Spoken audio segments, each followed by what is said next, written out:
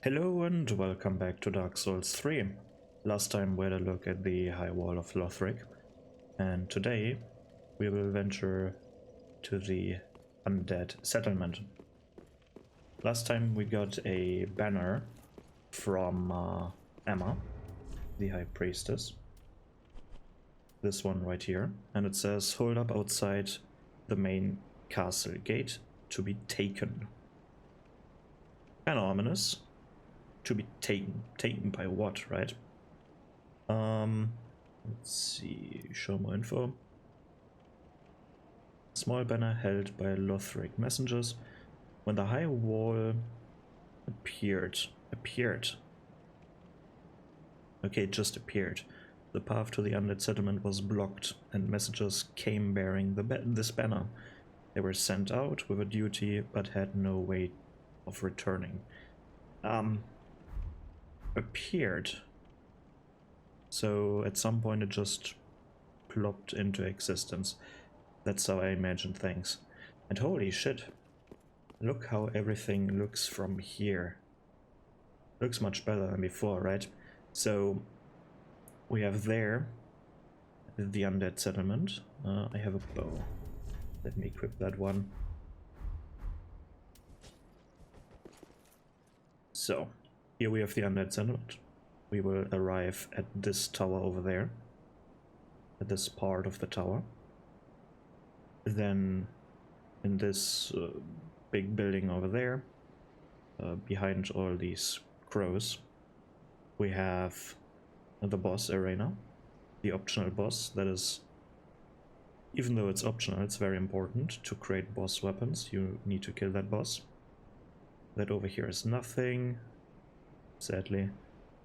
And right, this is the tower where a friend awaits us, and this is basically the transition area to the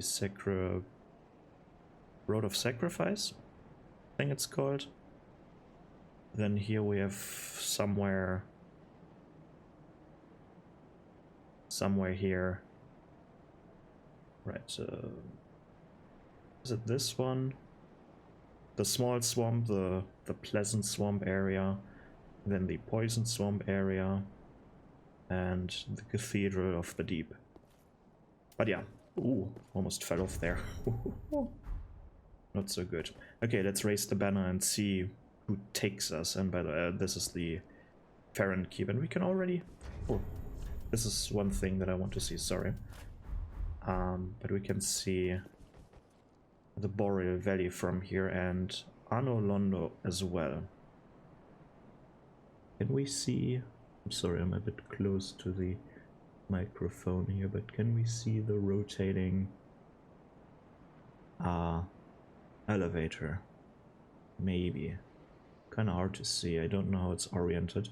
If the elevator is on this side or is supposed to be on this side. Kind of hard to see. Doesn't matter. Let's go. Okay, I'm raising the banner, waiting to be taken by something, and we can see Archdragon Peak to the left. No longer.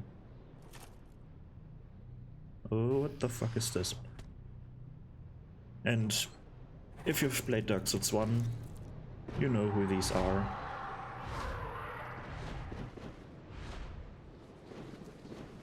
And they're back again. I wonder who employs them. Because they certainly look like demonic creatures. But apparently they're doing the bidding of Lothric. Alright, Undead settlement, we are here. So, quick thing.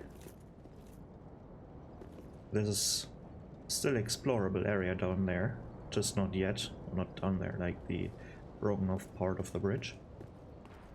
Over here we have an item. And let's see how quick I can do this, because this is quite the large area.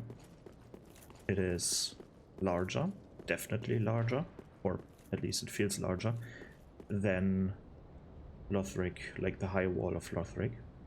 the area that we just did last time.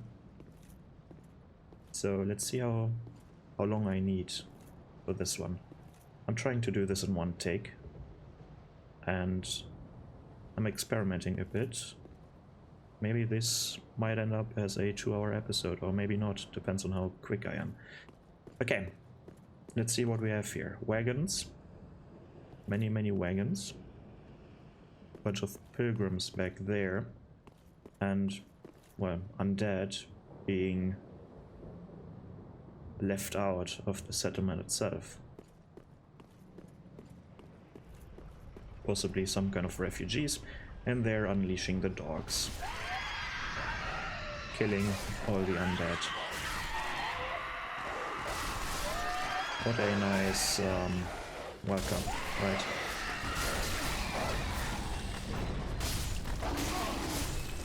So, if you have fire in any shape, or form, I think there's missing something there.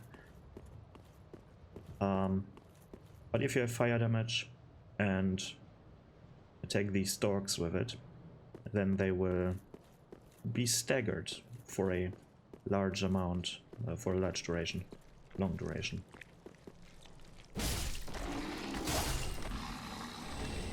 Always kind of fun how they just like how fast or how far do I kick them with that one?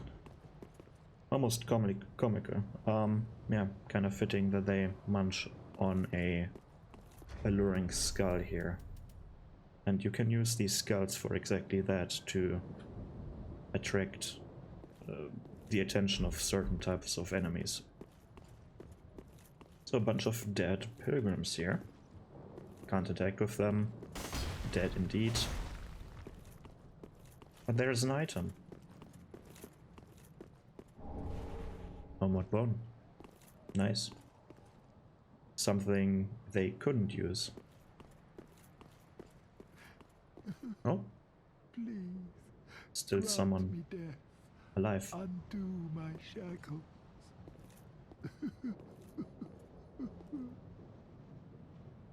You okay? Oh. Oh, then it's true. A champion of Ash as I live and breathe. To be in your presence is a great honor. I am Yol of Londor, a pilgrim, as you can see, only somehow I failed to die as was ordained. Well, perhaps my calling lies elsewhere. Say, champion of Ash, how does the idea of taking me into your service strike you? I was once a sorcerer. Surely I can be of use. Sure. Oh, I am honored, truly. I should be dead, yet you have granted me purpose anew. I, Yol of Londor, do solemnly swear myself to you. What a nice guy. Their face is weird though. Like, it feels like the whole Dark Souls 2 giant style all over again. If you remember from Dark Souls 2, the giants had holes in their faces as well. Or instead of a face, they had a hole, similar to these guys. I wonder how they speak. If it's like a magical projection, or if their anatomy allows naturally the ability to speak. But yeah, Undead Settlement type. Again, similar to the High Wall of Lothric, this whole place is built upon a very high platform, as you can see. Or maybe the earth just got ripped apart here, who knows. Kind of feels like every area in this game has its little island that is just floating on top of I don't know, probably trees. As always, they like the idea of worlds on top of trees. And maybe that's the case why everything is surrounded by a deep void. Or whatever you would call that. Probably a bad time if you fall down there. Maybe you'll end up in Ash Lake, who knows? Nah, just kidding. But yeah, Undead Settlement. Right now, it's fairly linear, and the enemies are extremely easy here.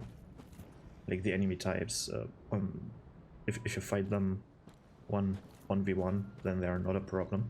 You can even stagger them by rolling into them. So a very easy strategy is to roll into them and then attack them. And you shouldn't have any problems. At least not with the common worker dudes. World design wise, well, what should I say? It's a settlement. A bunch of wooden houses. Although they have this extremely chaotic and also very unrealistic building style to them. Kind of feels like they build a base, like they build a normal house, right? Like 4 walls, a roof, and then they glued a bunch of useless stuff onto them, onto the facade. Like for example this balcony up there. You can't stand there, there's no way of getting to that balcony. Look, like there's no balcony entrance there, nothing. Or all of these building parts that are stacked on top of there, like this building part here. There's no way that you can get there. I mean, maybe with a ladder from the outside, but no way of getting there from the inside. So, I already criticized this in my Elden Ring series, excuse me, where they had, like for example, the Windmill Village, where they had similar buildings, right? They're just randomly, like, very odd design. I mean, it looks good, right? It looks impressive from the outside, but if you think too hard about it, it makes no sense, these buildings. Like, you can't get in there. But that aside, let's talk about what's inside. And yeah, a bunch of trees symbolic here. Everything is turning now to trees. If you remember in the High Wall of Lothric, you had these hollows, like impaled almost, and then somewhat turning into a tree. And you have something similar here, just these are literally turning into trees. Sadly enough, we don't have any enemies that look like that. Would be nice to see, like, I think they're called dryads in other games and media. And then we have these idiots. And if you've played Elden Ring before and never played this game, then these are probably familiar to you. These are the base version of the imps. They have the same movesets, just a different skin, basically.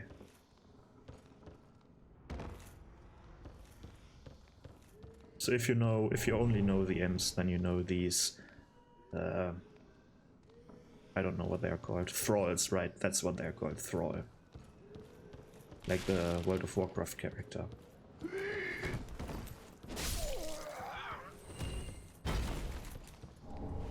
So, we have actually a quest right now. We have to find Loretta. And I think I found her. But let's confirm that in a minute or so. It's kind of funny, like how some objects just have no lighting applied to them, at least no what you call the normal lighting here, like the level lighting or something, right? Everything is fairly muted. You have some light source somewhere, like wherever the sun is supposed to be. It's cloudy here, but then you have something like this, which has no lighting applied to it, like no, like it's being illuminated by my character right now because for some reason the player character always in every Souls game glows a bit, so you can see them even in the dark. I mean, sure, in this case we are embered, so we should technically emit light, but it has nothing to do with the ember effect itself. In this case. Another tree dude. And like, it's a very gruesome sight, right? It's called an undead settlement, so you would assume there are people living here, right? And there are indications of people living here, like you have bookshelves, you have tables, the usual pretty good interior design that we've seen in the High Wall of Lothric. At least good in comparison to the previous Souls-likes or Souls games. But then we have a bunch of corpses wrapped up and hanging from the ceiling, and corpses stuffed into these cages, left to die in there. We have these thralls roaming around, and in a short time over there we will see why that's the case. But let's keep going, because there's much space to cover here. There's a lot to do. Many NPCs. I think this area has the most amount of NPCs you can interact with. Like we had Yoel. Then there is going to be Sigward. There is going to be the crazy dude. The pyromancer, I don't know, maybe more, I don't know, let's find out. And this looks amazing, right? Like look at this area. The amount of details they've put into this is refreshing if you've played Dark Souls 2 or even Dark Souls 1. Like, the technology is definitely there, and this looks like a somewhat hard encounter. You have a lot of these workers here, and you have this strange looking person in the middle there, kneeling or whatever they're doing.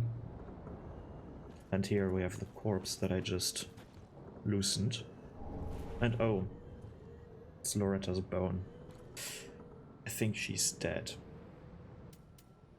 But yeah, this encounter can be hard, or you can make it easier for yourself. For example, if you have fire bombs, you can throw them somewhere where it hurts them. Get rid of 3 of them at once. Sadly, there is no real aiming function. I would like to have some kind of aiming function with these items. Maybe you can hold the button, like hold down the, in my case, because I'm playing with the PlayStation controller, the square button, or on a Xbox controller, like the use button, the using consumables button. You hold it down, and then you're getting a crosshair. That would be nice. But yeah, we don't have that. Or at least how they wanted to implement that in Dark Souls 2. At least there was a gameplay demo or something, or the stress test, I don't, something, some kind of gameplay in the Huntsman's corpse, whatever, where I've seen footage where someone uses the binoculars in the left hand and the staff in the right hand, and with the binoculars you can, with a crosshair, aim with that staff, the spells. That would be nice if they could implement something like this in the later games. But here we have a strange creature, like this big laughing lady, kind of reminiscent of the Fat Official from Demon's Souls, a very iconic enemy. But they serve a slightly different purpose here. You see, these are called evangelists. I think that's how you pronounce it. And well, they're here to evangelize, to convert people to their faith. And this is just my theory. from the visual design in this game, but everyone who's a heretic gets burned, stuffed in cages, or tortured in any other form. But she also has this attack with her nice voice line. Cleanse this bastard's curse. So yeah, she just wanted to cleanse me with that holy fire, I guess. Kinda brutal. But yeah. Even if it's not official, it's probably official, but even if it's not, like, it's very likely that these are the cause of all of this death that has taken place here. So, at this spot, or this part of the game, you basically have two choices where to go next. You have this bridge over here, which splits off into two paths. Through the building or to the right of the building. But let's count this as one path. And then we have this building where we can get into, which you can go into from this side. There is a door here, or from here and then you drop down. I'm grabbing the item that is over here and then I'm going through there. I'm ignoring this path for now. This is just the route that I like to take right now.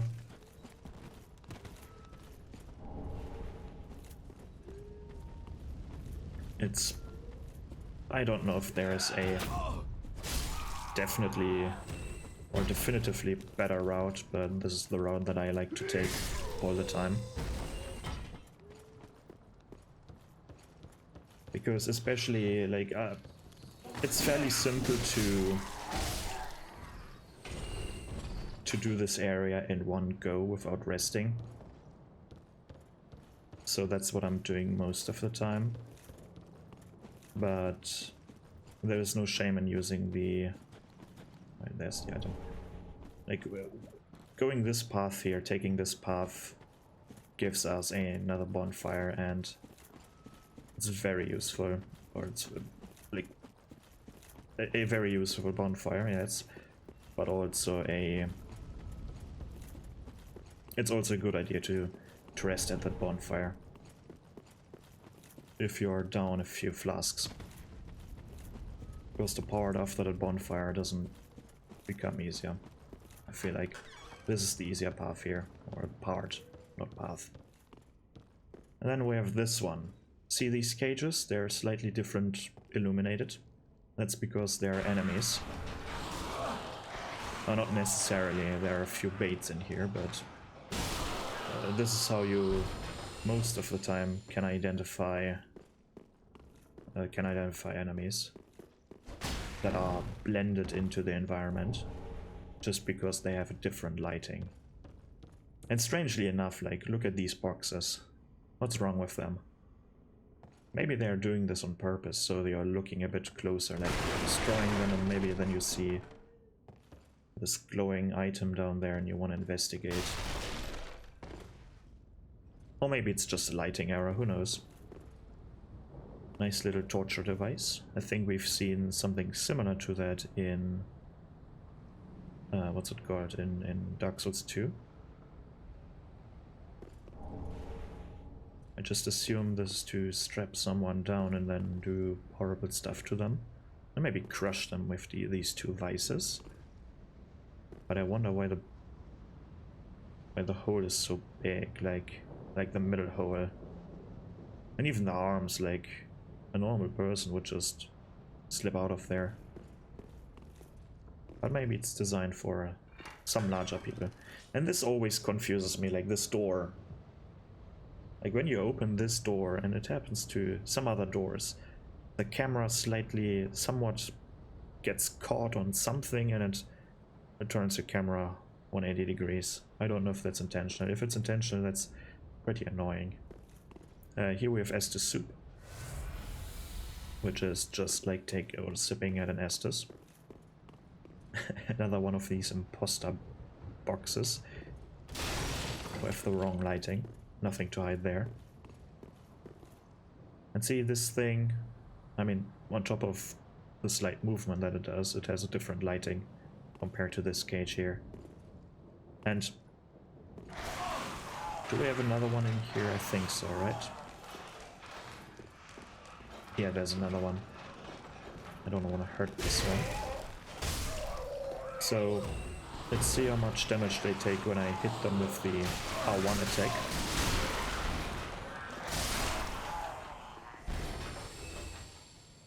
Like, it takes 2 hits. When I do the heavy attack, not charged, it takes only 1 hit. And yes, heavy attacks are usually stronger, they deal more damage. But the idea is like, this is a thrust attack, and thrust attacks are very effective towards them. I guess the logic behind that is you're poking in between the gaps of the cage and thus hurting the creature or the creatures more than when you just hit the cage like vertically, like a cut or a blunt heavy attack or blunt attack. I think I don't need to comment on the design of these houses anymore. I think I've done this enough at the beginning. Still the same thing, interior design is fine, exterior design makes no sense, with the added balconies and extra rooftops and the swanky, strange design. I don't think I need to add on that. But the interior design is really nice. So, with that said, I think I can talk a bit more about the encounter design here. Because so far we have fairly simple enemies, right? Like we have workers, some are stronger, some are weaker. Then we've seen one of the evangelists, like the big women with the extremely heavy looking mace. And they kind of feel like this one berserk character, this which one is it? With the very square looking face. This one, priest or whatever it is, like Inquisitor maybe, I don't know. And his torture gang. If you've read Berserk or, God forbid, watched the anime, then you know what I mean.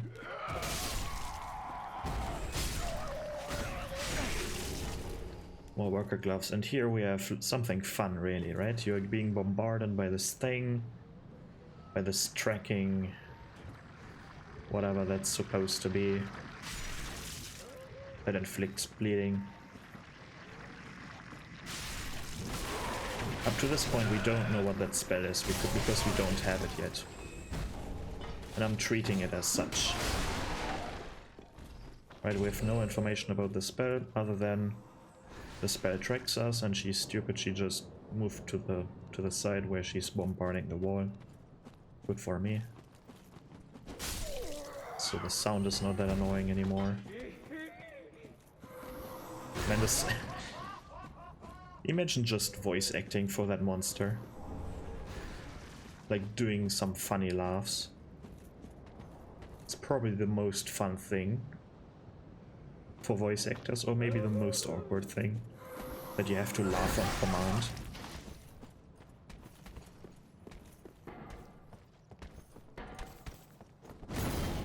I mean, they're clearly not, they don't feel like genuine laughters, right, but like very comedic laughter. And I mean, they're looking comedic, like they have this fat armor, they have this weird, I don't know what it's called, this thing here, like with all these folds. Just looks funny. But then they're very, like, compared to other enemies, they're tough. They deal a bunch of damage. They have a good range of different attacks. So here we have again two things we can, or two ways we can go. We can take this way. This is just a waste of time. Or not necessarily. Or you can take this item. When you take this item, this crystal lizard will run in this direction. someone will invade you, and maybe this dude will rush towards you. So maybe you might want to go down the other way and let this crystal lizard run in this direction. Or maybe you just ignore the crystal lizard for now. That's also an option. You can just reload the game and the lizard will respawn. But yeah, you want to jump over here, grab the rusty coin, and see how the crystal lizard fades slowly into non-existence. And now we're being Hodrick, that's what its name is. Now we're seeing Holy Knight Hodrick. I wonder where he got this title from. He probably gave it to himself. Like Holy Knight. I don't think he's a Holy Knight. He's more like a lunatic. But we will see that in a short time. He's using a flamberge and the Mirage shield, and I guess his own armor set. He also has some pyromancies that he can use. And he has, I think, both of the Tear Stone rings.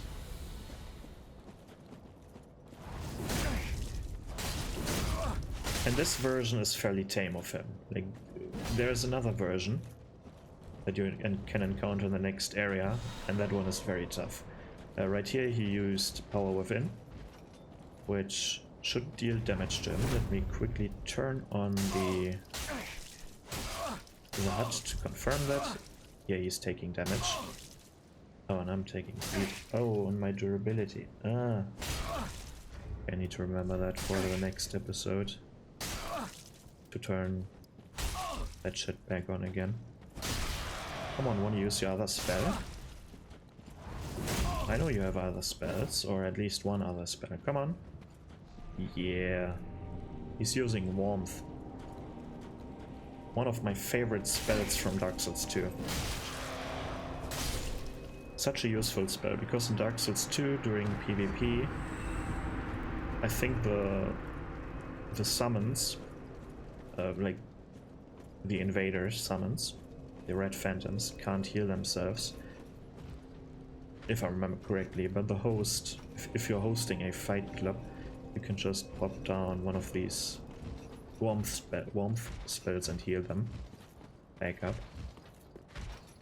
And as a host you also have like the option to, I guess as everyone who's using warmth, you have the option in Dark Souls 2 to eat these plants to replenish your charges of the spells, which is nice. So here we have the bonfire and the way splits again. So many splits, but remember, well, not remember, but first of all, look how this house is built. This let's have a look at this first, like this house. This lets me think that this chasm just appeared at some point, or maybe there was an earthquake or something. Probably an earthquake during the time that Castle Lothric just appeared. Because if you remember, when the High Wall appeared, it just appeared. It just was there at some point. Very powerful magic. But yeah, we can't go in here. It does not open from the side, so there's a shortcut. Kinda stupid because you can just reach your hand through these bars and yeah, whatever. Looks kinda wild, this design, right? All these wheels and these people on the stakes and stuff, like very gruesome looking, very grim area. But it's some weird and twisted way. Also very beautiful. Like the design is definitely amazing. Even though, like, why are there all these platforms hanging on the sides of the buildings? And who's living there? Like, you're living, like, your house is connected to the neighbor's house. Like, what? Kinda strange. And yeah, is this supposed to be a bridge? Or was this supposed to be a bridge at some point? So yeah, something definitely just went missing here in the chasm. I think that confirms it. But yeah, remember right now we only have two paths we can take. We can take the path onwards, or we are going back to the middle thing where the tree was, and with the fire and the first evangelist. And there was this other bridge that we can take. So right now only two paths. In this upcoming area, oh boy, you can see all these spears, stakes, arrows sticking out of the ground. And hear that sound in the distance at some point.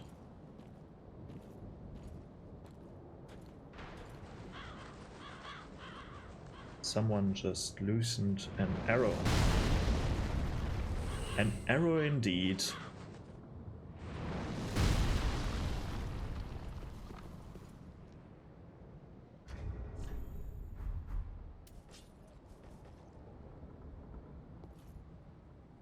Hello. Giant with a giant bow. But yeah, this giant will shoot at any living creature that walks near one of these trees. And I have my theory about that right now, but for that later. But I've started with the young white branch, an item you can select during the character creation screen. It's one of these items that you can pick. You can pick souls, maybe some fire bombs, whatever. And you can pick one of the young white branches. And this one is a special one, because when you have this thing in your possession, and you can get it two ways.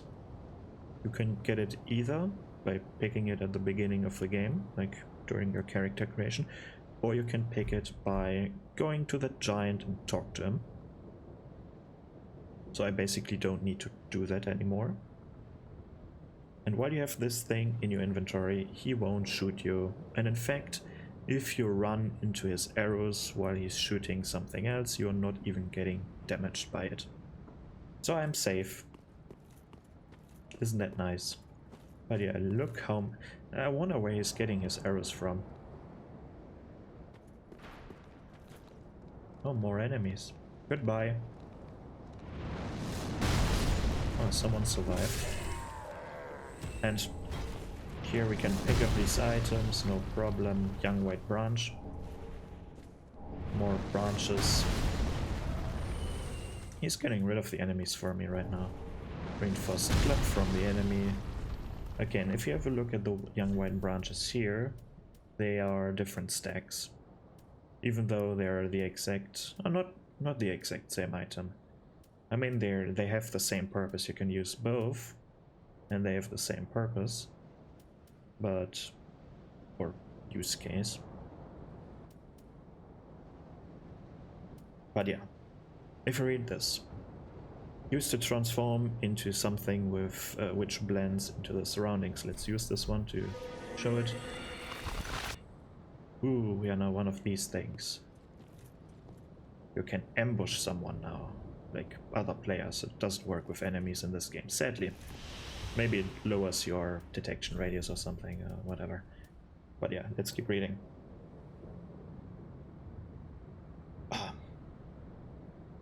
Little Dusk's first sorcerer staff eventually became a seedling, and then 3 white birch saplings. The young branch is said to still contain echoes of Little Dusk's capriciousness, whatever that means. And this one says a branch of a white birch received from somebody. Apparently, this was once a token of friendship. Used to become something that blends blah blah blah blah blah. Perhaps treasuring the memory is more important. A small hint that you shouldn't use this one. Very nice, yeah, but like this dude has the... I think... no, he has Goth's bow. That's what I mean. But I don't know if you do you get the ring? Like the Hawkeye ring from him if you kill him, or if you progress far enough into the game? I can't remember. Or is it still in the chest behind in Arnold London? Here's a small little ambush by one of these fuckers with a flamberge, or flamberge, whatever.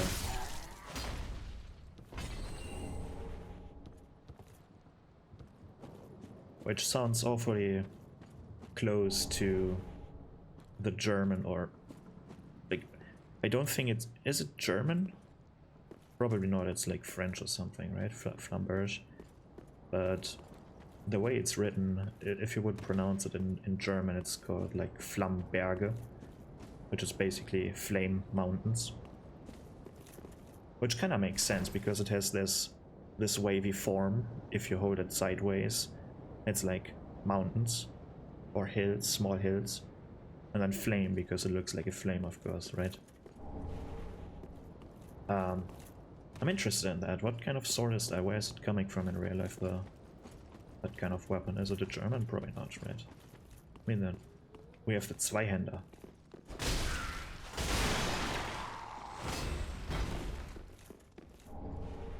Yay, rubbish.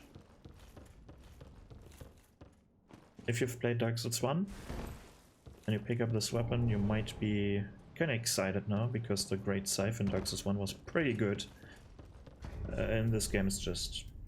it's okay, it's a farming tool. Strangely enough, I kind of wish it had this, the handle that usually scythes have.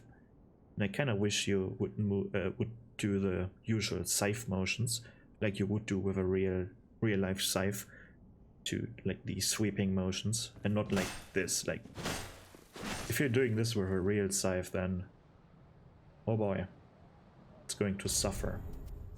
Like the scythe, it's going to suffer a lot. Because yes, there might be some war scythe references, but usually if you have a war scythe, then you have the scythe head looking upwards like a spear, right? You still have this somewhat crescent blade, not a very hard curve, but it's looking upwards or forwards, depends on how you hold it, and it acts very much like a spear with a blade on it as well. So now that we're in this tunnel thingy, we could technically beat the boss, but then we're missing out. Don't kill the boss yet. That's very important. If you want to do everything, don't kill it yet. But what we can do is opening this thing up. But we can have a look at the arena for now, because this looks amazing. Like, we have this thing here. Let's have a look. These look like pilgrims, don't they? I haven't bought the torch yet, but they kind of look like it. They definitely... maybe the face isn't right, but they have this growth on their back. Maybe that's what the pilgrims will become. But also this doesn't, like... usually the pilgrims are way shorter. Like, this one is like... somewhere here is the knee, they're kneeling. There's the ass. Then I think it's on their shoulders. Usually a pilgrim is much shorter, and the growth then covers like from here to the shoulders basically. And the neck is elongated, so this is not... does not really look like a pilgrim to me. Looks slightly different. But this is basically the imagery we also see in the Cathedral of the Deep, if I remember correctly. We will see that when we are in the cathedral. But look how beautiful this is. Like, we have this courtyard here to this building that I really want to explore, but sadly there is no, like, this is all you can explore from the building, like this platform here. And it doesn't even last that long if you fight the boss, sadly. Kinda looks like a cloister. Kinda wish you could, like, you had these... I kinda wish behind these bars would have been a... like a walkway, like here for example. so that you can, and then these middle points here are the like gates or doorways where you can enter the courtyard. That would be nice. Kinda disappointed in this area that it doesn't go further here, and then that you can go around this thing, maybe explore this building back here. Oh, that would be so nice. Such a beautiful building. But sadly, we can't do that. Let's read this message. Great curse ridden tree ahead.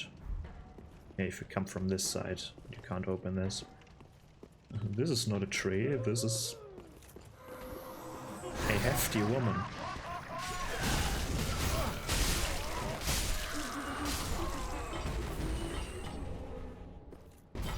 Evangelist's rope and spiked mace. Let's use the spiked mace.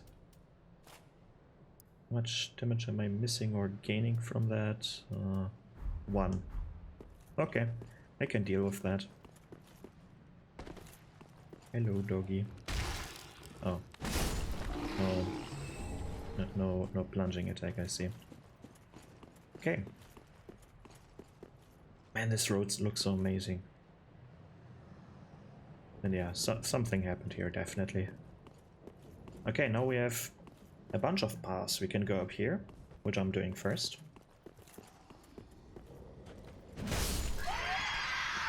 And they kind of look, yeah, they exactly look like these hollows that would transform into these black snake-like creatures. Luckily they don't.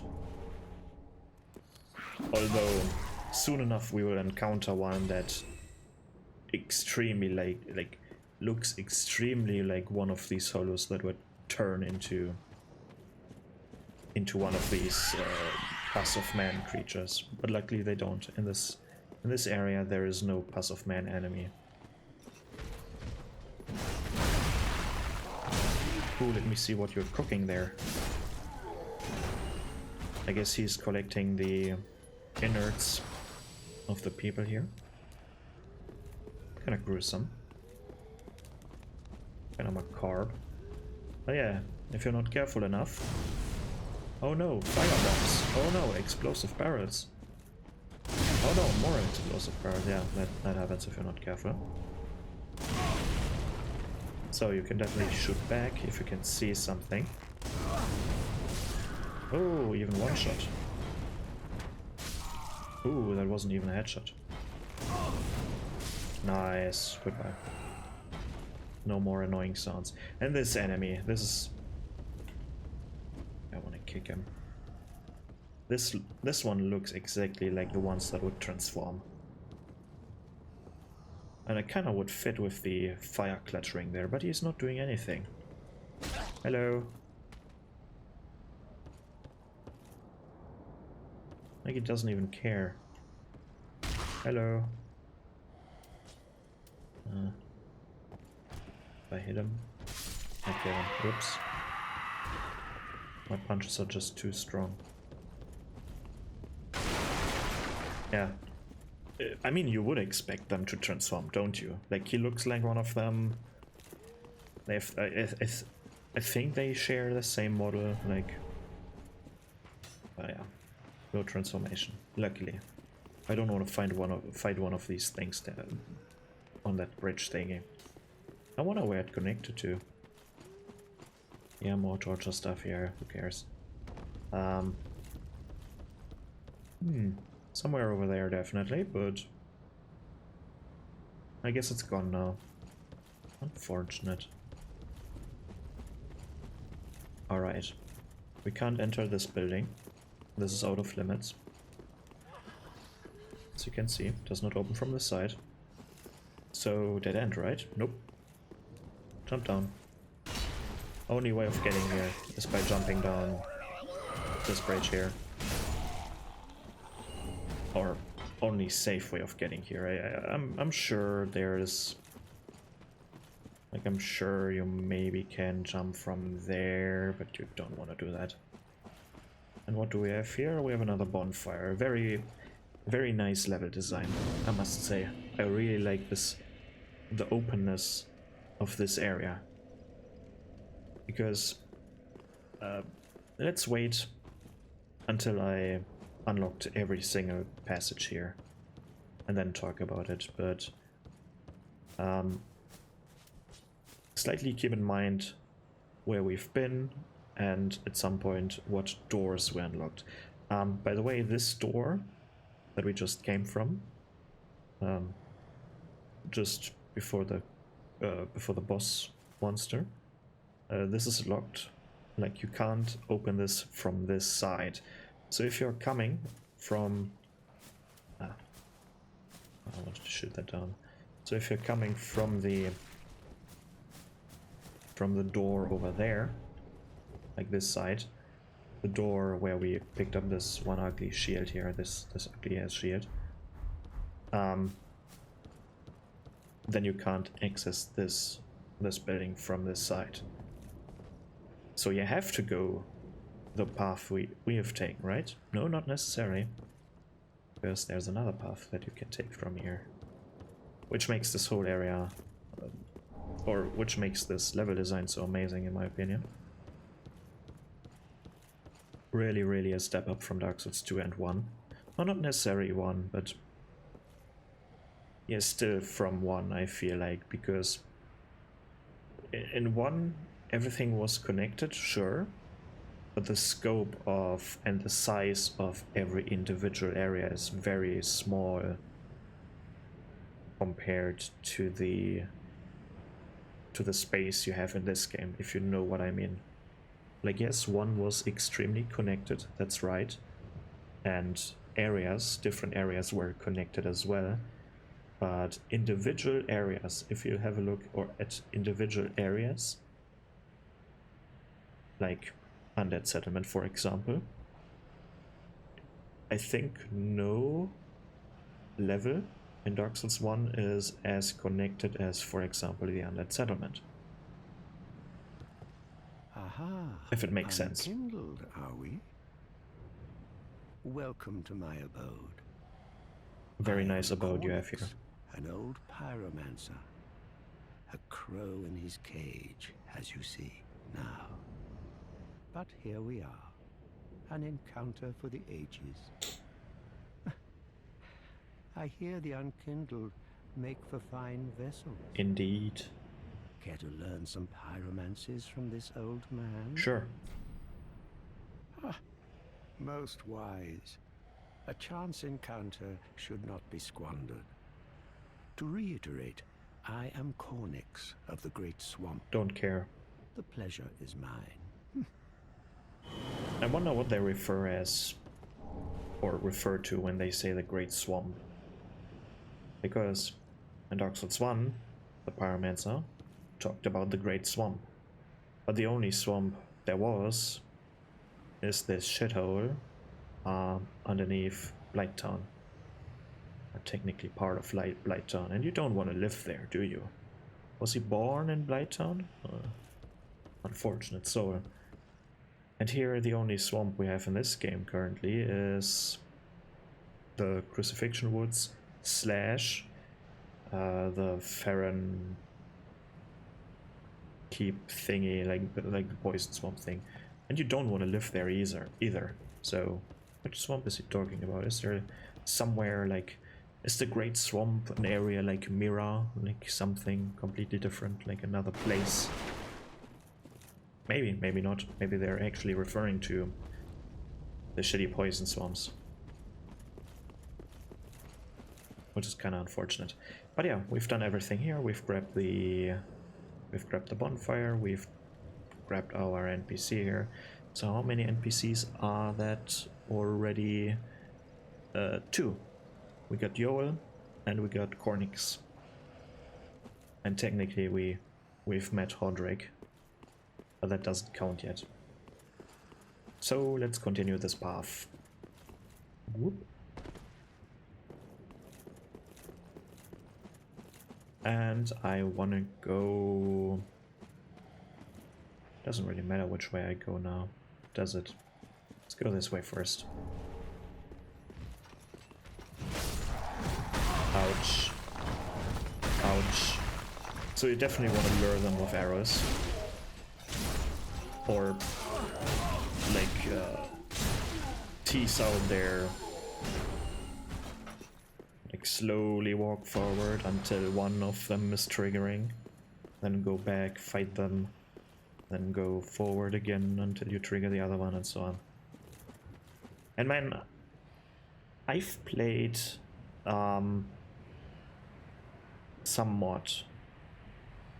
Like there are still 2 mods that I want to play. I think today, during the time of the recording, the demo for Arch Thrones is out, which is a very ambitious and amazing looking Dark Souls 3 mod. And then there is the Cinder mod, which I played, right? This is the one that I've played because it's fairly vanilla-ish. It doesn't change too much, but it changed many encounters, so quite the hefty changes, but still vanilla-ish. And then there is the Convergence mod that I still need to play, and that changed a lot as well. So much great mods. But yeah, and I kinda have some of the encounters of the Cinders mod still in my head, and I'm like, sometimes even, for example here, a boss fight would start in the Cinders mod, I think. In this game, no, you just have 2 dogs again. I hate dogs. This one is even larger than the other one. I hate dogs in this game. And again, Alluring Skulls way, they munched on the skulls again. Ooh, how they trolled us. Huh? Is this well empty? No.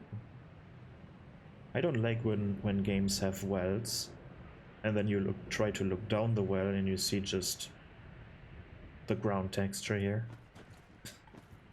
But luckily this one has a hole, actually. This one is actually dark down there, so good job From Software. So, NPC number 3/4. Another one of those unkindled, are you? Yes. All you faceless undead, behaving Excuse as if me? you deserve respect. No matter.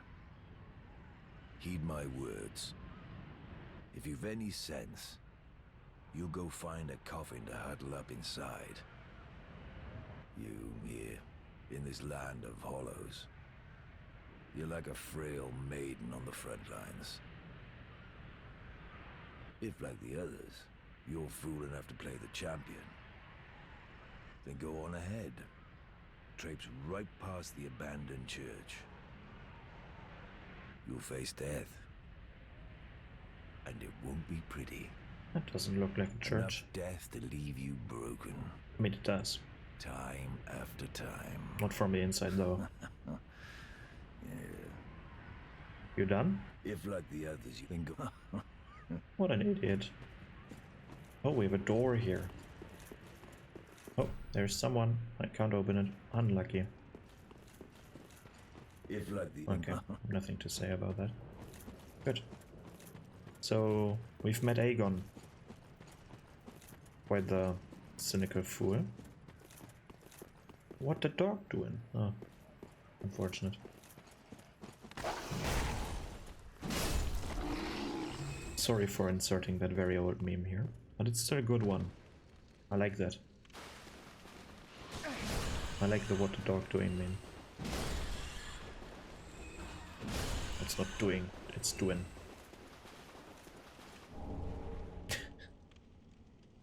Kind of funny how this fog is just there to conceal a giant rat. Very unnatural looking. Oh, giant rat. I didn't see that coming. And here again we have another path that we can't take yet. It's locked. Let me in. So far we've unlocked presumably a sorcerer. Joel said he was a sorcerer, right? And we've unlocked a pyromancer. Now a miracle person is missing. Well, There's nothing here. For some reason I thought there was an item here. That's kind of weird how they have this channel system here, right? This very, very small channel system, or sewer system, I should say. Like you would imagine there to be, over here, to be another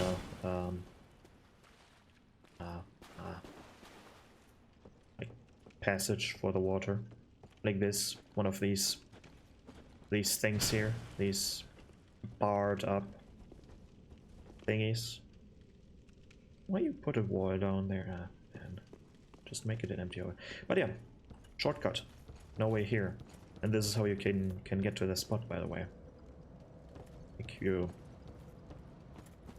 going now all the way back. We're not using the bonfire. No, no, no. Because you can do this in one go. And I personally like to do this in one go. And here you can see this is the way that I didn't take. Like if you remember, Evangelist up there, glitching through the ground there. And then I jumped onto that roof thingy with the item. And in here is nothing. It's kind of strange how there's a path leading through this building. You wouldn't do that normally, right? Imagine you have a house and people need to walk through your house in order to get to the other side. And the other side is a normal street, right? It's not like they're walking into your backyard. No, no, no. They're starting, like there's a street in front of you. They're going through, and the street just continues through your house. Ah, didn't see that before, but I just assumed there was a door here. And not just a bricked up wall. I just assumed that. Let's just assume that. Because if it were bricked up, then that small little ramp in front of there doesn't make any sense. Look at the failed lighting again, like, what the fuck? Oh, excuse me, Mr. Corpse, even the door. Where are you coming from? Did I rest in the bonfire? No, I didn't. Just missed him. Apparently. So, this way is only left, like, we have the boss arena left, we have this path left, and then technically into the thingy with the giant right next to Aegon. But I'm not going there yet. Because there's still this to explore.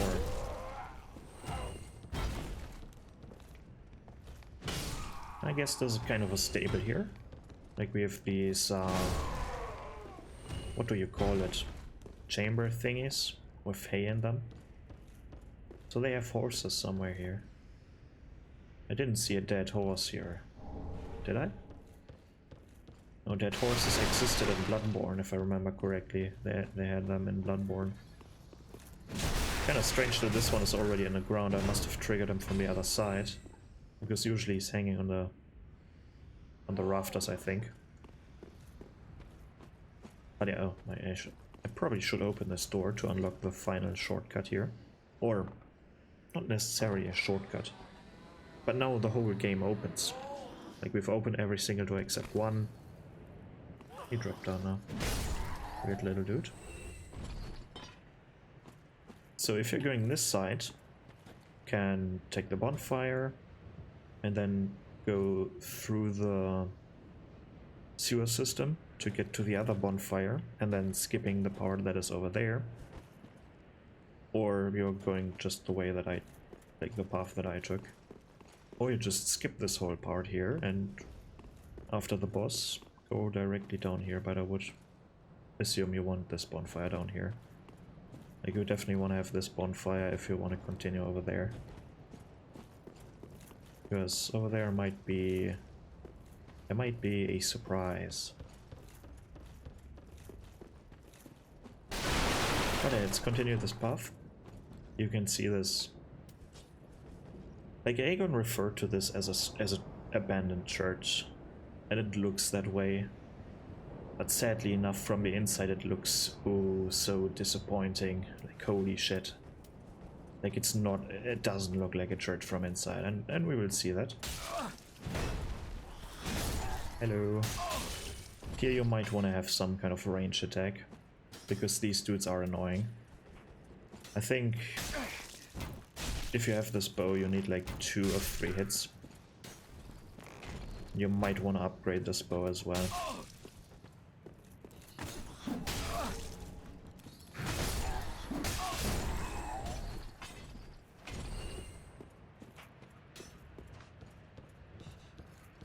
So far we've talked to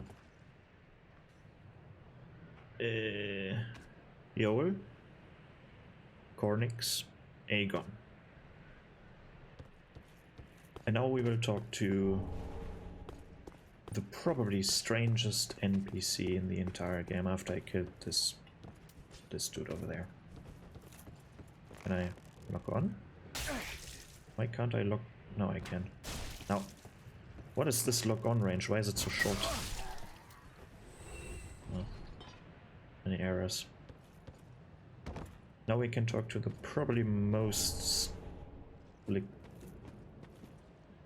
Another Nana disappeared. The Grunton carries a cage. He ever has his cage. And Nana's never coming back. So come into the cage and become Nana's shade. Another Nana. And Nana's so come in. like what the fuck? And you don't even need to talk to this one for the next thing that I'm about to do. I don't even know if he needs to be alive. I have no idea what this NPC is used for. And honestly, I don't know who the Nana is and who the grandson. Maybe he's the grandson. I don't know. I don't care. Such a weird NPC. But now we're here and we have this weird dude. Who's not aggressive, by the way. We can lock onto him. Ah, shit, I forgot that thing. Ah, this is a headache. Let's see if I can successfully grab this item over there. And as you need him, you can just interact with him, examine, like... And his cage is empty, by the way. The other ones have stuff in their cage. Or just have a board. Like, they don't even have a cage, they have a board on their back. Ah... This one is this is such a troll here, because if you just attack it from this side, it will fall down and you have to go back around, grab it. Or if you're down there and shoot it with an arrow, then it probably is stuck up here. What you can do, which is not 100% guaranteed, is you can just... Oh. Come on. Come on. No. Come on. Yeah. Whoop. And grab it before it falls down. Flames don't blade rain, by the way. Oof. So let's go inside, because that's the... Like, we have the boss left, we have this dude left, and we have this door into the fake-ass church here left. And the church is the probably most disappointing building. Together with the boss arena, technically. Let's go inside. And yeah, this episode is a very long one. I'm doing this in one take, I don't care. If it's a 2-hour episode, so be it. I don't want to do part 2 of the same area again, if I can help it. Because first of all, the viewers drop out, and second of all, I just don't like it. I just don't like it. And yes, this was very loud. Thanks, FromSoft. And this dude threw us down a hole again, apparently. Which is kind of strange, because look at that glow, that looks amazing. But which is kind of unrealistic. Like, not that we survived this fall, but... Like, where did he... Like, we are currently underneath the boss arena, by the way. Or technically also in the boss arena, but I wonder where he's dropping us from, because there's no hole in the ceiling. Looks cool, though. Although it's very unclear how you get here, to be honest. Apparently there were a lot of people dropped down here at some point. But yeah, there's something. Something is over here. And we have Hodrick. Hodrick is down here, the dude who invaded us. He's not friendly. Well, what's up? This pit is for hollows. I didn't skip that. Not for the likes of you sane folk. What? Or perhaps you are a hollow, posing as otherwise? Yes. Yes, yes, then we are just fine. He's crazy. It's important to know who you are. But we'll all be mad soon enough. And should you be undead, well, all the more so. You see, I am unkindled. Or kindled, as whatever. I am like a super undead. Beware, the shackles of the gods are fragile. You might need this. Etch it on your heart if you feel your sanity slipping. Mount Maker. Come here to pile up your victims, for that will form your anchor. You'll see when you go mad. They'll be your family. Funny. You'll go mad one day, but not today.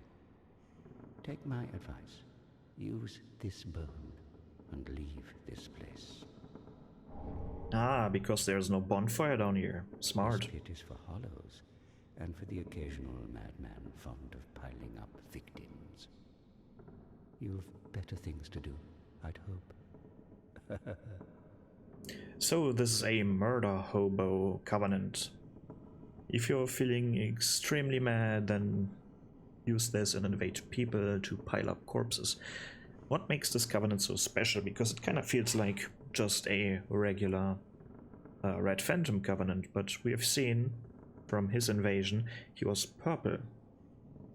But he did a very bad job of showing what this covenant is doing, because they're missing a very important part. If you're invading or being summoned, then you can attack the host and the enemies, which makes this very special. Is it that way? Even if you invade? I hope so. I hope I'm not talking shit here. But I know you can, at least if you're getting summoned, like if you're putting down your, like you can put down your white summon sign, I think you can put down your red summon sign, and you can invade in this covenant. And if you put down your white summon sign, it's like purplish white, and then you can attack the host and you can attack the enemies. I don't know what happens with the red one, if it's the same thing, or I have no idea anymore. Like, it's been too long. But there is a scenario where you can attack everything in the world. This pit is for hollows. You've... Yeah. Let's pick up the War God wooden shield, which is basically just a wooden shield from the... I think the lion dudes in Dark Souls 2, kind of random. And this is your altar, or altar, where you can offer the vertebra shackles. Like, I guess this is their currency. If we have a look, even this one is a piece of bone. It is also a this is a malformed vertebra shackle, or vertebra. The Mount Maker wish only to add their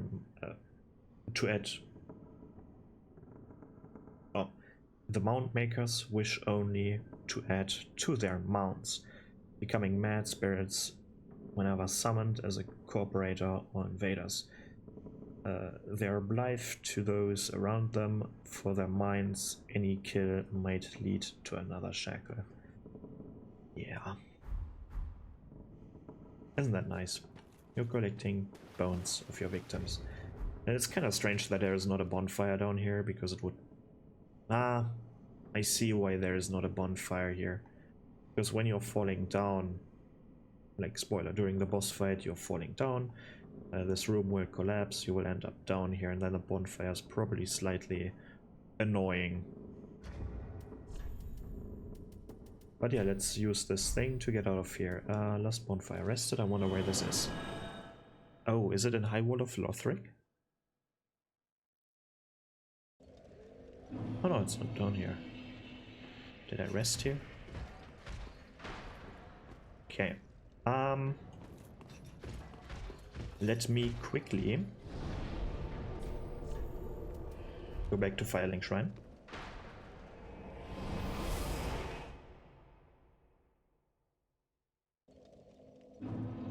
And give her the ashes. Ah, well met, Ashen One. How may I be of service? You can give her Umbral Ash. Give Mortician's Ash that we found on the graveyard with the arrows. Gracious, passing fine ash thou'st given. Let this ash bestow nourishment. I only hope these new wares content thee. Whatever. So now we can buy the grave key. I don't want that. Not matter. I want the torch and some wooden arrows, I guess. Yeah.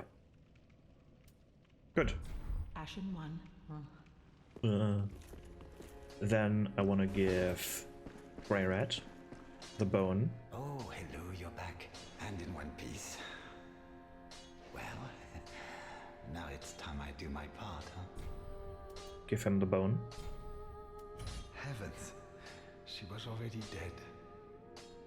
Thank you. I'm not surprised, though. Almost a relief, really. You can keep the ring as, well, a little trinket of thanks, I suppose. Poor guy. Bye. And stay safe. Oh, this place is a bore. What good is thievery if you've nowhere to go? Poor dude. Okay, let's talk to Yoel. Oh, our champion of Ash, welcome home. This pilgrim, with a debt in death, hardly deserves to behold this divine flame. And I never would have, had you not taken me into your service. I thank you dearly for this, and assure you of my leal service. Be safe, champion of Ash. Okay, what I'm doing now from now on, because I've just noticed something. I'm bumping up the voice sound from the NPCs a bit. Oh, our champion of Ash, welcome back. Be safe. I probably can go even louder, but that... let's see. Oh, our champion of Ash, welcome back. Almost a bit too loud. For me it's kind of unpleasant, but OBS tells me, like, if the previous sounds were a bit like too low, I feel like, but now it should be in the range where it's acceptable. Please tell me if the game itself is too silent or if it's good. Then shall we begin? Bearer of the dark sign, let your true strength shine. Yeah, here we can have a free level up, seemingly free, with some downsides that we don't know of yet. But I'm going to do this to achieve a special ending. This was everything. As I have said, I was once a sorcerer. Alas, the magic of Londor is a far cry from the wonders of Vinheim. But I can teach you what I know. Perhaps, more importantly, I believe that I can help tease out your true strength. We pilgrims of Londor are keenly aware that those branded by the dark sign possess something quite special. As I have said, but I'm we pilgrims of London. Okay. Be safe. What a nice guy. So, we just obtained a dark sigil. And it says, accumulates curse. A black gaping hole in the flesh that resembles the brand of an undead. The darkness of humanity seeps from this bottomless pitch-black hole, the gap filled by the accumulation of the curse. This dark sigil will never heal, but there is a tale told of a firekeeper who returned from the abyss and brought great comfort to a bearer of the curse.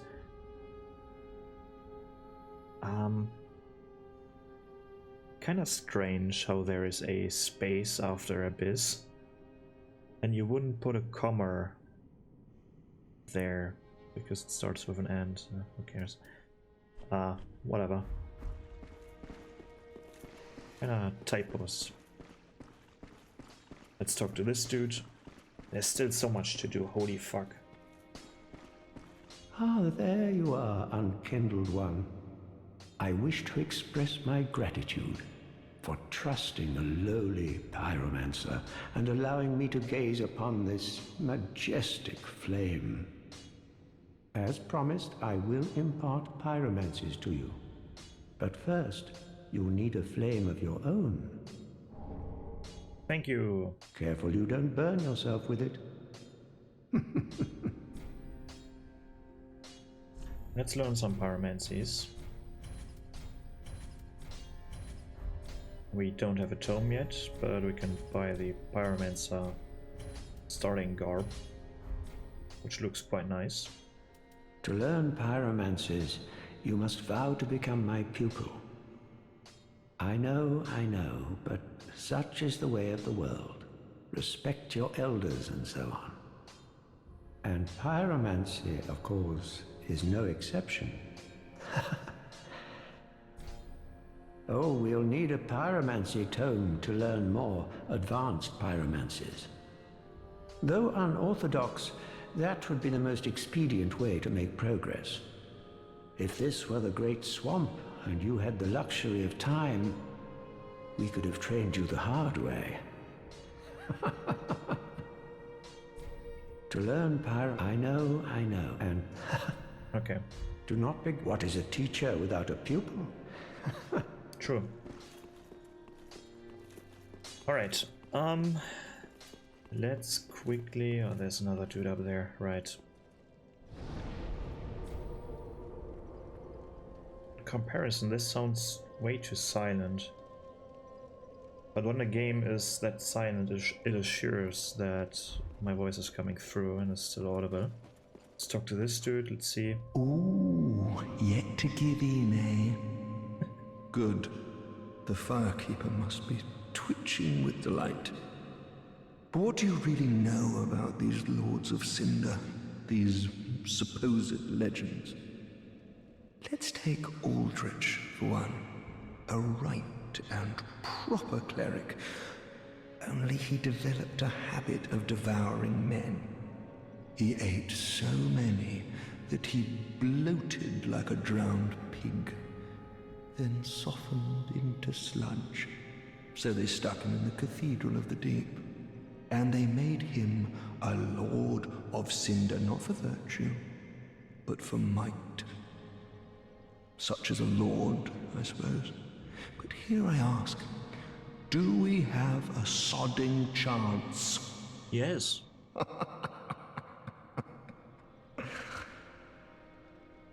We do. At the foot of Lothric Castle, an old path still runs below the tower in the Undead settlement.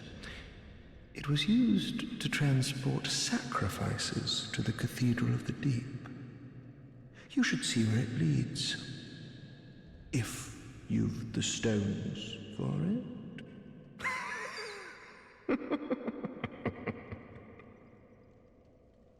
at the foot of it. If What a nice guy. Let's keep talking. New one. unkindled, are we? And fast on the trail of the Lords absconded? Then these red eyes are for you. Use them to pillage embers and briefly heighten your strength for your duty. What else are unkindled ashes good for? Pillage embers, what else? So yeah, he is part of the obligatory invasion covenant. But okay, enough talking, more fighting. Let's go to the dilapidated bridge over here and go down the thingy. Go down into, or go down deeper into the sewer system. The mostly dried up sewer system, that is. Hello, rats. Let me open this. Whoop, that kind of scared me. Coming? No? I'm going then. Okay. Whatever. So, strangely enough, we have some tombstones down here as well. And we have a statue of Velka. And the loincloth, I guess. The goddess of sin. Kinda strange. Feels like they have to pray to her in secrecy because of the evangelists. This kind of feels like it. I mean, it's the goddess of sin, but well, here you can, I don't even know like what both are doing. Like one of them is definitely taming NPCs again, I think. But what the other one is doing, I have no idea. But yeah, visually, I would say this is here because it's no longer allowed up there, or it's a taboo to pray to her. So it's down here in secrecy. That's what I'm reading out of it. So, bones. So we got skeletons. Grab your blunt weapons and keep going. Well, let's just run through here, I don't care. If the skeletons have glowing white eyes, that means they're getting resurrected. But unlike Dark Souls 1, where they need a necromancer in order to be resurrected, these don't. But you just have to kill them twice. Like, they're not resurrecting indefinitely, they're just resurrecting once. Why are you dying here? You fell down, I guess. She fell down as well. Sometimes they have this failed spawn, where usually they spawn on this bridge here, or somewhere here close to this area. And I guess it's a loading error that they appear down here. Similar to this one, where sometimes the crystal lizard will run against this wall and glitch through the wall and fall through the world. Last time, we've already beaten these two idiots here, when we were up there. But if they're alive, and you venture too close to these spots here, he will smash down. What a nice feature. I really like these environmental like hazards. I call them environmental hazards. What is he doing? Like, how do they survive this fall? Should done this thing. And I think this is my favorite part about this game. Like, there are two infusion paths. One is called Blessed. Like this one, Blessed Red and White Shield, and +1. For some reason they had to introduce a +1 one. But Blessed is a infusion path where it reduces the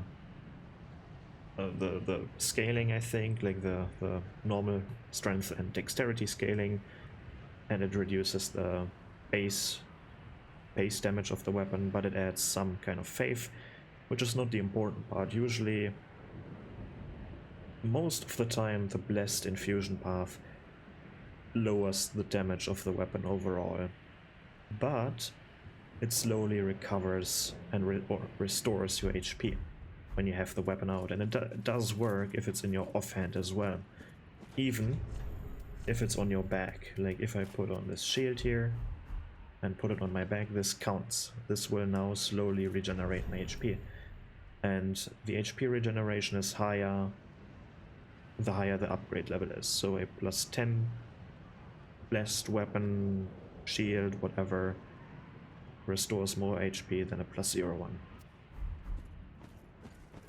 And then there is also a FP version which is called simple, where it's the same kind of deal. Like the overall damage is probably getting lowered by the infusion, or there are definitely better infusions for damage, but it will restore your FP. This one, I guess, is a throwback to Dark Souls 2's Red Covenant Area 1, where you have all these rats coming out of their tiny holes and swarm you. Other than that, we have this nice dried up pit covered in shit, probably. Very nice. And then we are finally through this dirt hole, and we are on this side now. This is where Aegon is, and this is where this woman is locked up. Who is there? Is someone there? Anyone? Oh, she's blind. Oh, please, whoever you are, touch me. Excuse me? The dark surrounds me, nibbles at my flesh. Little creatures, they never stop biting. So please, hold out your hand and touch me. So I guess being blind isn't all that pleasant in this universe.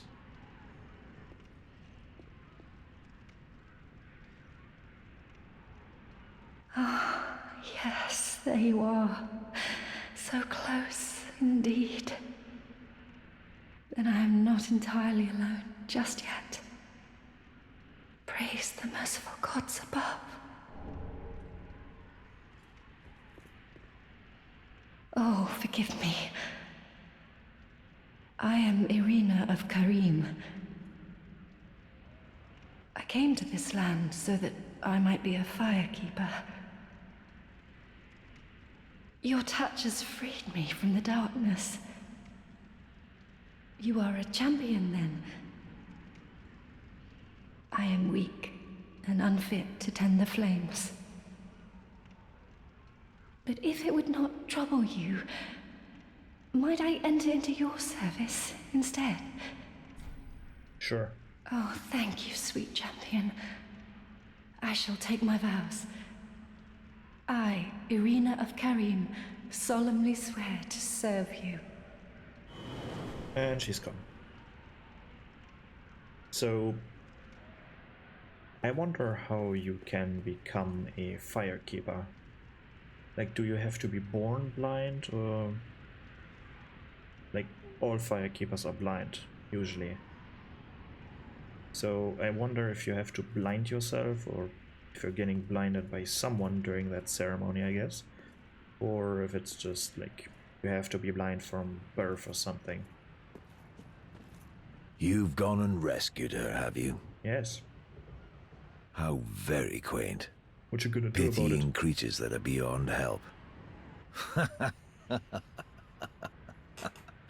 What a macho. Very well. I'm sick of looking after her at any rate. You sure about that? Tough guy. I am Egon, a knight of Karim. I am allied to you for as long as you assure the girl's safety. And only for that long. deal. What's the matter? My terms are very simple. True. I am allied to you for as long as you assure the girl's safety. And only for that long.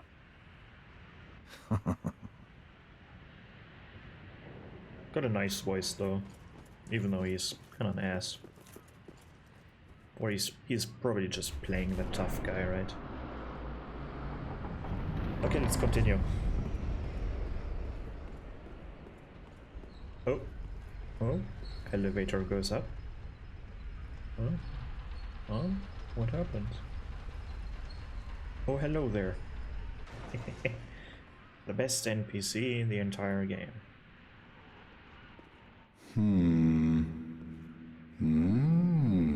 I like this fan service. Oh. Pardon me, I was absorbed in thought. I am Siegwart of Katarina. To be honest, I'm in a bit of a pickle. Pickle Rick? Have you ever walked near a white birch only to be struck by a great arrow? No. Well, if I'm not mistaken, they come from this tower. Whoever it is, I'm sure I can talk some sense into them. But I have to find a way up, and that's just the trouble. This lift only goes down, you see, and... Well, that doesn't get me anywhere.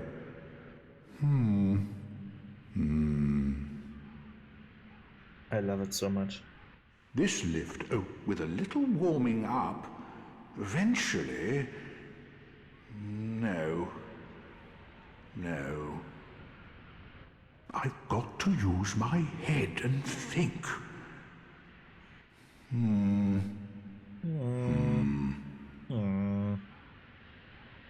This... Okay. Behold.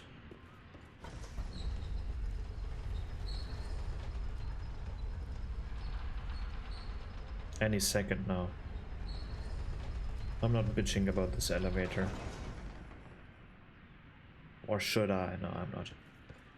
Isn't that nice? This with... No. See, look. Isn't that amazing? I wonder if we can see him despawn. Huh? The ground despawned underneath him. And now we're up here. Soul of a nameless soldier. Let's talk to the giant. Or let's have a look at him. Or, yeah, let's talk to him first. Hello. I help anytime. Yeah, usually he's not very talkative. What has happened to him? Like, I guess they were used as some kind of beast of burden, maybe. Or maybe that's just to keep him down, like all these spikes in him with loops. So you can chain stuff on him, I guess, and all these chains around. I guess he was a prisoner once.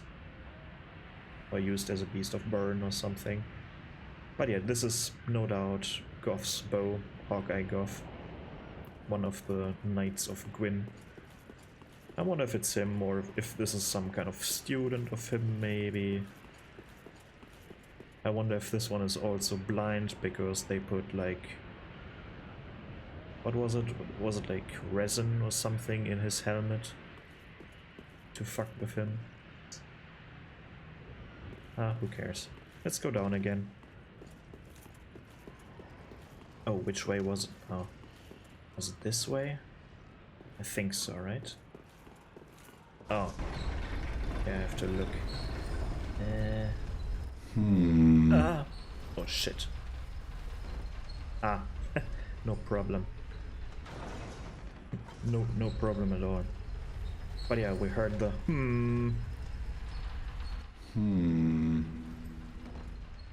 What is he doing here? Where's this platform coming from?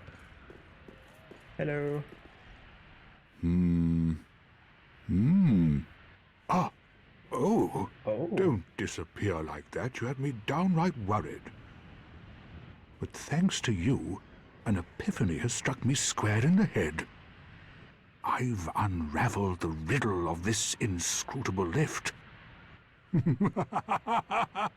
Nice one, dude. On some days I begin to doubt myself.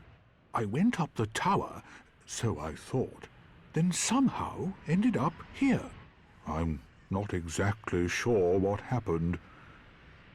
Anyhow, do you see that? That humongous beast? Yes. I'm no coward and I've a steady hand, but that thing makes my skin crawl. How now? Think twice before you go down that road. I mean, it's the only way. I could try talking some sense into him. No, I think not. He's far too overheated. I've got to use my head and think.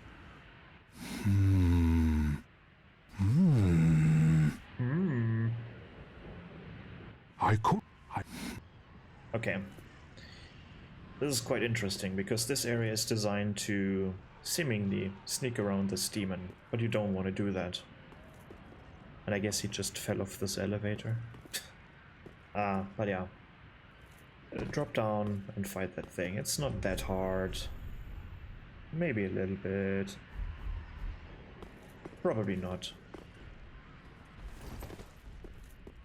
Let's go. Let's fight the demon.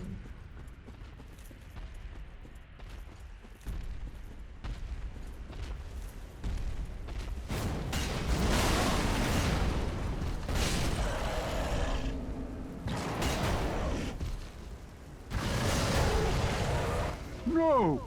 You should have waited! Well? Oh, whoopsie. Wasn't on purpose, I swear.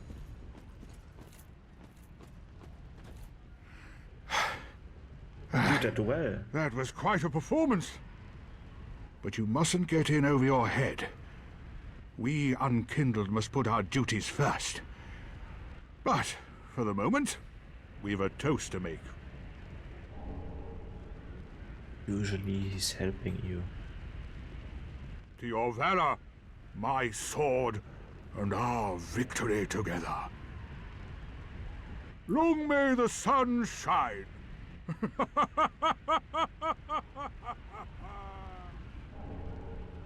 I don't want to test it out, but I always wonder if it's possible. Like, he's helping you fight that thing, but I wonder if it's possible to accidentally hit him during that fight. Like, that the player hits Sigurd. Because I always, like, I'm very careful with that. Because if you know From Software, you can probably hit him, and you can probably help the demon to get rid of Sigurd. Accidentally, that is. Well, I'm going to have myself a little nap. The only thing to do, really, after a nice toast. But that is not a piece of bread. Yeah, he's sleeping. I know what a toast is, don't worry.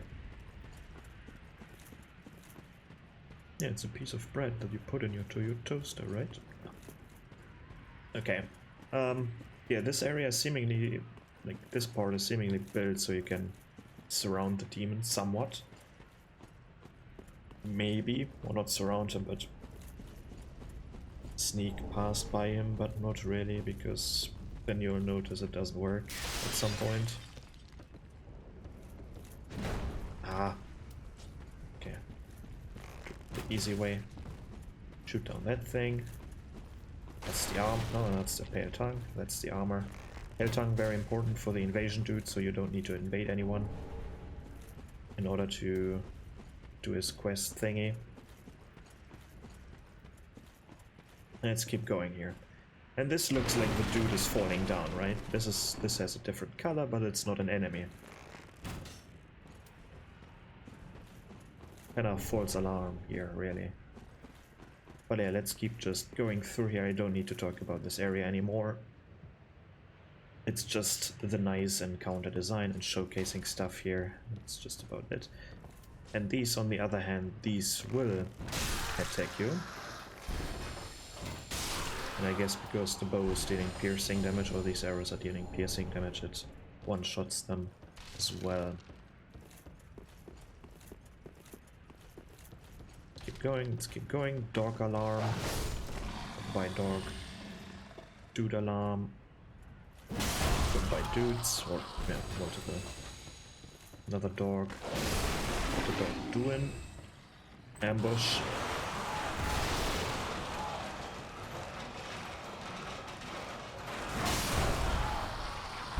Ooh, 3 at 1. 3 at once. That's nice.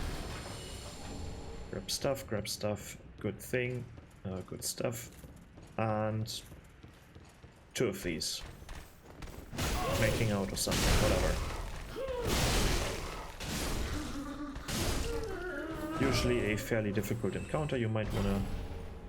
Another maze. Ooh, don't spoil me like that. Sadly, you can't do a weird like in Dark Souls 2.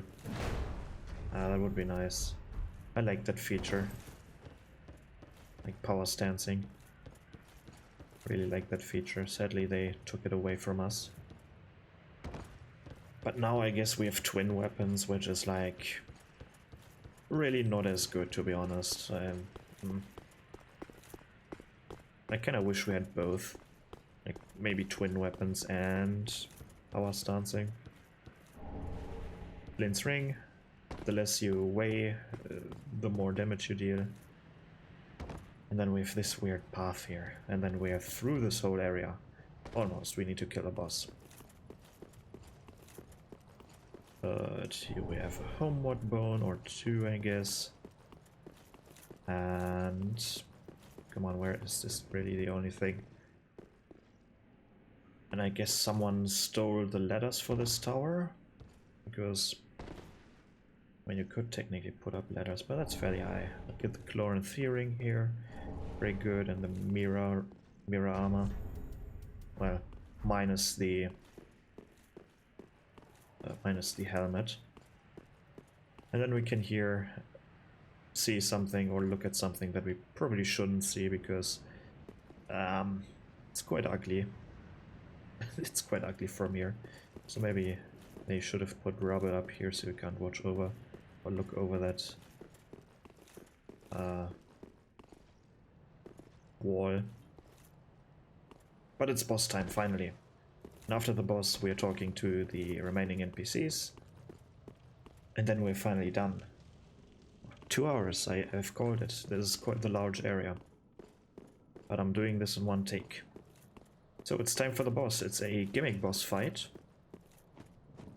2 gimmicks. First gimmick, you can only hurt him seriously at his balls.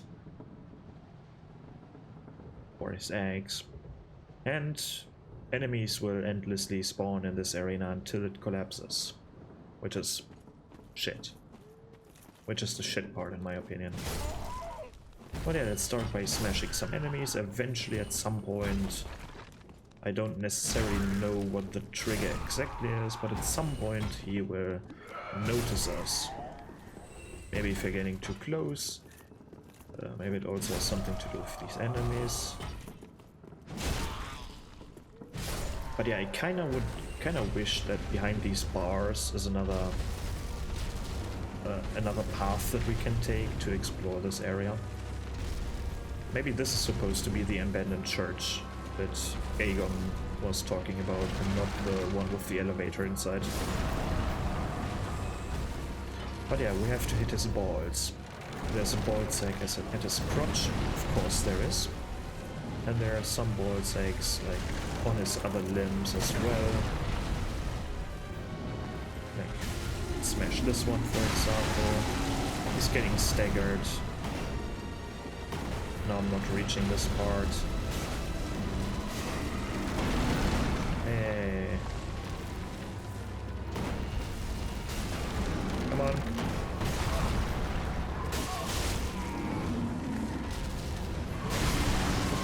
And then this one is closed. Where's the remaining one? Oh, on his hand. Ah, shit. Or not. I could swear there are 3 parts that you can hit in the first phase. And now it's phase 2. Now you can hit the remaining balls and he's getting another hand, which is disturbing. Something is being birthed from inside him. Something terribly cursed. I mean, it's called the Cursed Rotted Greatwood. But yeah, if you don't know what to hit, you can always hit this hand. It's the weak spot, but it's also fairly dangerous to stand in front of him. But I guess at some point you have to. Oh, it can grab you and smash you on the ground. Is this Mikkel?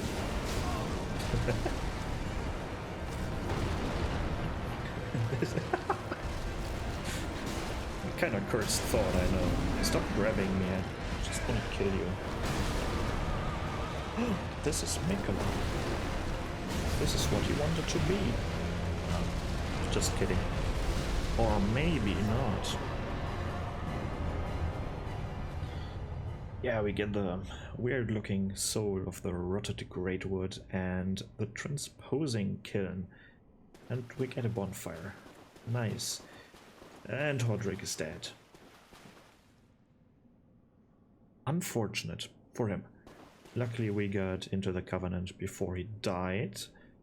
Because afterwards I don't know if you can join it still. I'm not sure about that. But you're definitely missing out on dialogue then. So, last thing, let's talk to a bunch of NPCs and oh no, I forgot about something. I forgot about something, for fuck's sake. I know, it's still good. Still good. Hello. Heavens, she was already dead. But I think last time in the Firelink Shrine, when I was here last time, I should have just reset the world, like teleport back here or rest at a bonfire, see him curled up as like that, and then after defeating, and grab the gesture, and after defeating the boss, he probably would have been back to normal again. Heaven. But now I have to defeat another boss, I think. Unfortunate.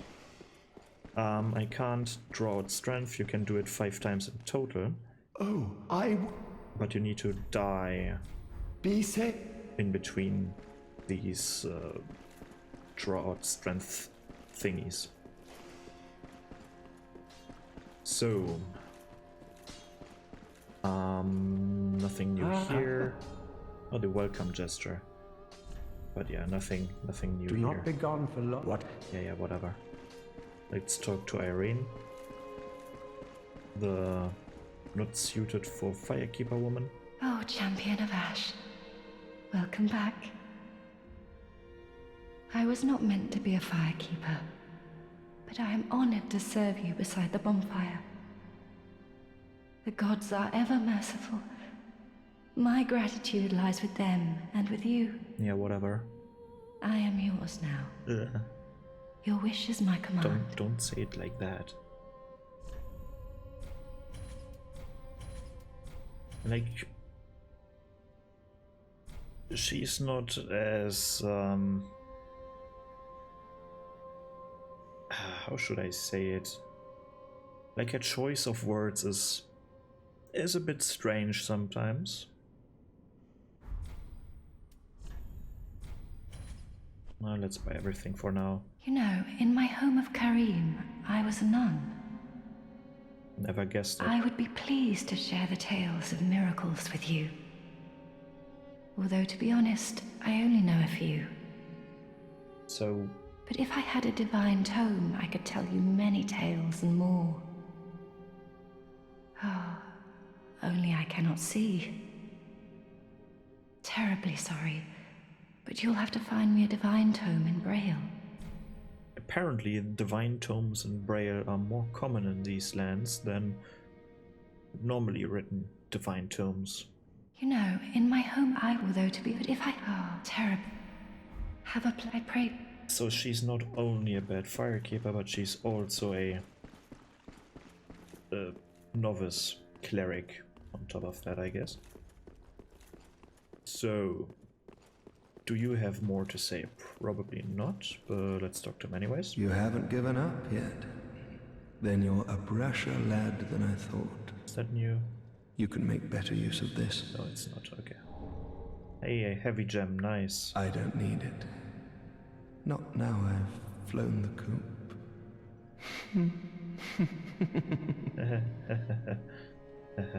The Undead Legion of Farron is a caravan of undead, sworn by wolf's blood to contain the abyss. The Legion will bury a kingdom at the first sign of exposure. Joyous bunch, really. Gaining admission to the Legion is a matter of some ceremony. Inside their keep, snuffing out the flames of 3 altars opens the door to the wolf blood. Even accursed undead want to believe they're special, it seems. I pity the sorry souls. Sure you do, then why are you wearing their attire? Gaining admission to the Legion is a matter in even a crime. So you're part of them. Or, well, he deserted. But he was part of them. Well, hasn't it been some time? No, not really. I'm like Leonard, 30 minutes. The Ringfinger. Remember me? I slipped you those red eyes some time ago. Yes. You're making quite an effort of it, so I thought you might like to know. If you yearn for a proper red-eye orb, one that is uncracked, then kill the Dark Wraith, survivor of the land swallowed by darkness. He has been a prisoner for many ages in the deepest cell in all Lothric. I can see it in your eyes. If you didn't invade, didn't pillage, whatever would you do? Well, technically I just grabbed that tongue from a corpse. If you fancy a proper red eye, then kill these. I can. Okay. And Latlev for the last talk, I guess. Fret not, fret not. My feet are here firmly planted. Where? I don't see them. For I am a lord, and this is my throne. Kind of boring looking throne, to be honest. Let's give him the transposing kiln. Oh, belike it is a transposing kiln in thy possession. Seen better days, but methinks it shall suffice.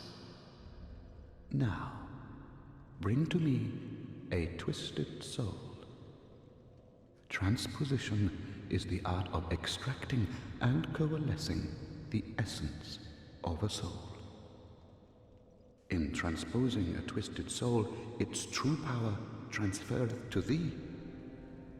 Thy purpose is to seek lords and slay them. What's to fear in a little transposition now? Knowest thou of our purpose?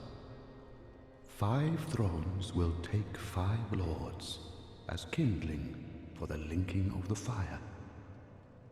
The fast-fading flame must be licked to preserve this world. A reenactment of the first linking of the fire.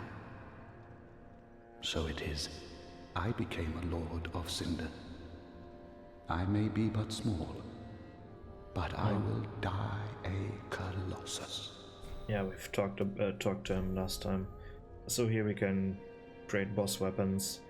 The Hollow Slayer Greatsword, pretty good one, and if you remember it, or if you know the design, it's the Mirror Sword from Lucatil, from Dark Souls 2, pretty cool one. Or from the same soul, I kinda wish the weapons would be next to each other, like the items that you can craft from one soul, so you don't have to search through it. Or you can create Astor's Spear, which is, like, it has poison damage on them. But the Hollow Slayer Greatsword is much, much better. It deals extra damage to certain enemies against Hollows, as it says, Hollow Slayer. Now, Do not be away. Oh. Yeah, whatever. I'm going to buy some of them later on. Or maybe all of them. Last thing that I want to do now is grabbing that red-eye orb from the cell to wrap things up.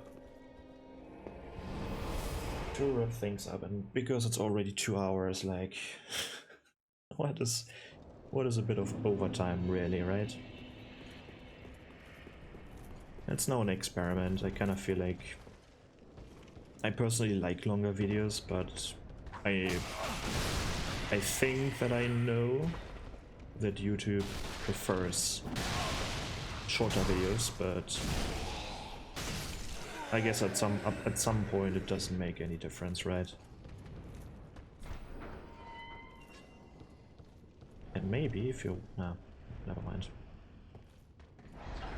I don't know how YouTube counts. I wonder if it's like you watch it to the halfway mark and later on you keep watching from that part. Does it count as 2 views or 1 view? Who knows? Doesn't matter. Now we are in the lowest cell. For some reason there's light coming through, as we can see. So I guess... kind of weird how they have these random as... well, maybe it's not random. It's like one window is up, one is down, one window is up. Kind of strange looking, but yeah. I wonder if he killed all of these dudes, or what's the deal with these beheaded soldiers or with these empty armors? I still don't know what it is. But yeah, let's kill this Darkgrave. Compared to the Darkgraves in Dark Souls 1, they kind of look whack to me. I don't like their new design. They look too hairy and too, like... nah. Dark Souls 1 armor all the way. Looked way better. What did I get? Except the red-eye orb? Did I get something else? Probably not. But I didn't look. Put this in here while I'm at it. Yeah. But we are through. We are finally through, everybody. Actually, no, we are not. We are not through. False alarm. We are not through. We are not through. I'm going to the next bonfire and then we are through. Because that is technically still part of the Undead settlement. I would assume. I would think so. I don't want to see any more Undead settlement after this episode, so... do we have to come back? No, that's lie. If I do things correctly, then we will definitely revisit this area for a small quest.